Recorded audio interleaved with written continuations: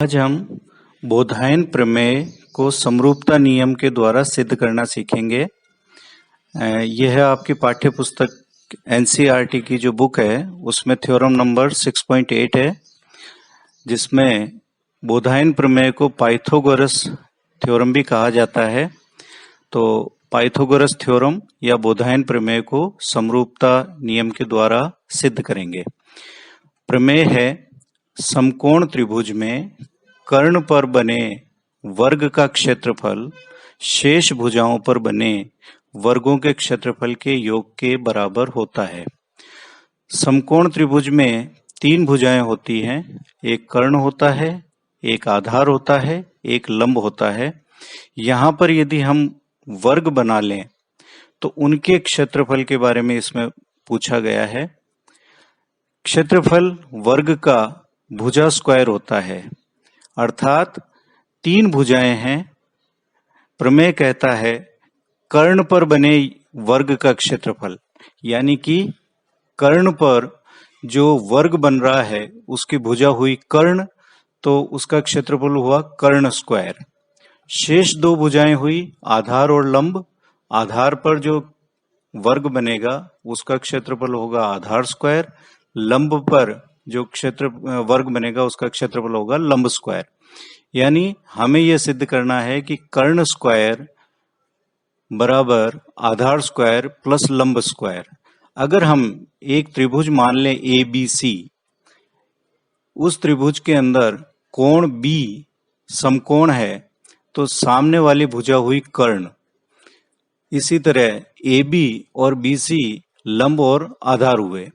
तो हमें सबसे पहला लिखना है दिया हुआ है, यानी कि एक त्रिभुज है एबीसी है जिसका एक कोण बी समकोण है, तो ये समकोण त्रिभुज हुआ। सिद्ध करना है कर्ण स्क्वायर यानी एसी स्क्वायर बराबर आधार स्क्वायर यानी एबी स्क्वायर प्लस लंब स्क्वायर यानी कि बीसी स्क्वायर। इसको सिद्ध करने के लिए हमें एक रचना करनी है। रचना होगी बी से, जहां समकोण है त्रिभुज एबीसी का, जो वहां से बी बिंदु से एसी पर एक लंब खींचा हमने जो डी पर मिलता है, यानी डी पर फिर एक 90 डिग्री का कोण बनाया, यानी कि डी समकोण हुआ। अब हम उत्पत्ति के ऊपर आते हैं। हम यहाँ पर तीन त्रिभुज देख रहे हैं। एक बड़ा वाला त्रिभुज है जो मूल त्रिभुज है हमारा एबीसी, दूसरे दो छोटे त्रिभुज बन गए हैं समकोण त्रिभुज, और वो समकोण त्रिभुज है ए डी बी और दूसरा है सी डी बी।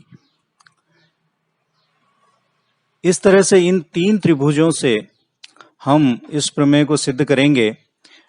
हमें करना क्या है, हमें सबसे पहले एक मूल त्रिभुज जो हमारा है एबीसी उसको लेना है, और एक इसी के अंदर से जो छोटा त्रिभुज है, जैसे हम पहले जो त्रिभुज मानेंगे वो एडीबी को लेंगे। इन दोनों त्रिभुजों में आपस में समरूपता को चेक करेंगे कि ये समरूप हैं या नहीं। समरूपता के नियम आपको पहले बताए जा चुके हैं। इनमें से हम तलाश करते हैं कि ये समरूप हैं या नहीं। तो हम सबसे पहले त्रिभुज, छोटा त्रिभुज एडीबी और बड़ा त्रिभुज जो हमारा मूल त्रिभुज है एबीसी, उन दोनों में से तुलना करते हैं।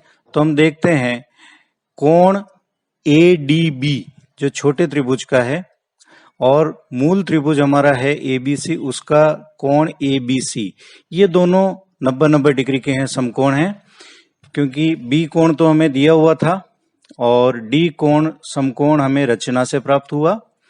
और इन दोनों त्रिभुजों में कोण ए उभयनिष्ठ है। तो अगर कोई दो त्रिभुज होते हैं और उन दोनों त्रिभुजों में कोई दो कोण समान होते हैं तो उन्हें हम समरूप त्रिभुज कह सकते हैं। हमारा रूल है ए एंगल एंगल। तो इस तरह से त्रिभुज एडीबी और त्रिभुज एबीसी समरूप हुए नियम ए के अनुसार। अब हम आधारभूत अनुपातिकता प्रमेय से इनकी संगत समानुपातिक भुजाओं का अनुपात लेंगे। छोटा त्रिभुज एडीबी, उसकी भुजा एडी, ध्यान दीजिए ये हमें किस तरह से करना है, हमें कंफ्यूजन इसी जगह होता है कि हम समरूपता के आधार पर जब हम अनुपात लेते हैं तो वहां पर हम भुजाओं को ठीक तरह से पहचान नहीं पाते हैं। तो इसके बारे में मैं वीडियो के अंत में आपको महत्वपूर्ण बिंदु के अंदर समझाऊंगा। अभी आप इतना समझ लीजिए कि छोटे त्रिभुज का हमने आधार ले लिया AD। क्यों लिया? क्योंकि यहाँ पर 90 डिग्री का कोण बन रहा है। इसी तरह मूल त्रिभुज ABC में 90 डिग्री का कोण जो बन रहा है वो B पर बन रहा है, तो हमारा उसका आधार हो गया AB, यानी AD बटा AB। अब हम इनके कर्ण का अनुपात ले लेते हैं। तो छोटा त्रिभुज जो है ADB, उसका कर्ण हुआ AB, क्योंकि 90 डिग्री के कोण के सामने की भुजा कर्ण होती है, तो इसका कर्ण हो गया AB बटा ABC जो त्रिभुज है उसका कर्ण है AC। तो हमारे पास इस तरह से एक अनुपात प्राप्त हुआ AD बटा AB बराबर AB बटा AC। क्रॉस मल्टीप्लाई करेंगे तो AB square equal to AD into AC। ये हमारा पहला समीकरण हमें प्राप्त हुआ। इसी तरह से अब हम दूसरे छोटे त्रिभुज को लेंगे। दूसरा छोटा त्रिभुज है BDC और मूल त्रिभुज है हमारा ABC। इन दोनों में हम तुलना करेंगे तो छोटे त्रिभुज का BDC का कोण D समकोण है, क्योंकि हमें रचना से प्राप्त हुआ है, और मूल त्रिभुज का कोण B समकोण है। तो हम लिख सकते हैं कि कोण BDC बराबर कोण ABC समकोण। कोण C दोनों में कॉमन है, उभयनिष्ठ है। पुनः AA नियम के अनुसार त्रिभुज BDC और त्रिभुज ABC समरूप होंगे, और समरूप होंगे तो इनकी संगत भुजाओं के अनुपात समानुपाती अनुपात के अनुसार हम लिखेंगे छोटे त्रिभुज का आधार बना DC, बड़े त्रिभुज का आधार बना BC, तो DC बटा BC बराबर कर्ण लेंगे। छोटे त्रिभुज का कर्ण हुआ 90 डिग्री के सामने वाली भुजा यानी कि BC, और बड़े त्रिभुज का कर्ण हुआ समकोण B के सामने की भुजा AC, तो BC बटा AC। तो अनुपात प्राप्त हुआ DC बटा BC बराबर BC बटा AC। क्रॉस मल्टीप्लाई करेंगे तो BC square equal to DC into AC। ये हमें समीकरण नंबर 2 प्राप्त हुआ।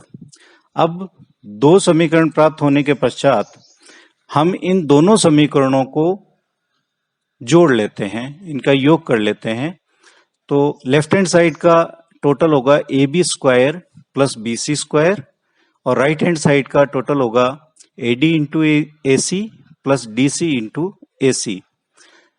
AC कॉमन आएगा तो AD प्लस DC हमारे पास शेष रहा, लेकिन AD और DC मिलके AC बन रहा है, तो हम AD प्लस DC की जगह AC लिखेंगे, तो AC इंटू AC यानी कि AC स्क्वायर, और यही हमें सिद्ध करना था, AC square equal to AB square plus BC square.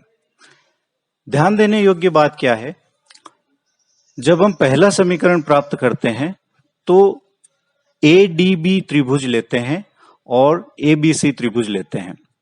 जब पहला समीकरण प्राप्त करते हैं तो दोनों जो त्रिभुज हैं उनके 90 डिग्री जहां बन रहा है उस भुजा को लेना है, यानी कि आधार को लेना है पहले अनुपात में। तो छोटे त्रिभुज का आधार हुआ AD, बड़े त्रिभुज का आधार हुआ AB। कर्ण सदैव 90 डिग्री के सामने वाली भुजा होती है, तो कर्ण हमारा होगा छोटे त्रिभुज के लिए AB और बड़े त्रिभुज के लिए AC। इस तरह से हम पहला समीकरण प्राप्त करेंगे। हम भूल से गलती ये करते हैं कि पहले समीकरण को जब प्राप्त करते हैं तो त्रिभुज ABC में आधार BC को ले लेते हैं, वो हमारे से गलती होती है। ये ध्यान रखने योग्य बात है। तो ध्यान ये रखना है कि जब हम दो त्रिभुजों की तुलना कर रहे हैं, त्रिभुज ADB और त्रिभुज ABC, तो जब ADB और ABC की तुलना कर रहे हैं तो ABC की कोई भी भुजा ऐसी हमें नहीं अनुपात में लेनी है जो कि त्रिभुज ADB के साथ किसी तरह से संयुक्त न हो। और वो भुजा है BC, यानी इसमें हमें BC को कहीं भी नहीं लेना है।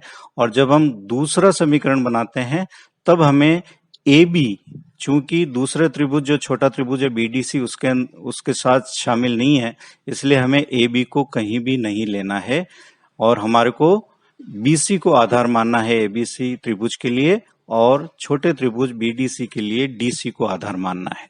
यदि हम इन चीजों का ध्यान रखेंगे तो हम प्रमेय को आसानी से हल कर पाएंगे।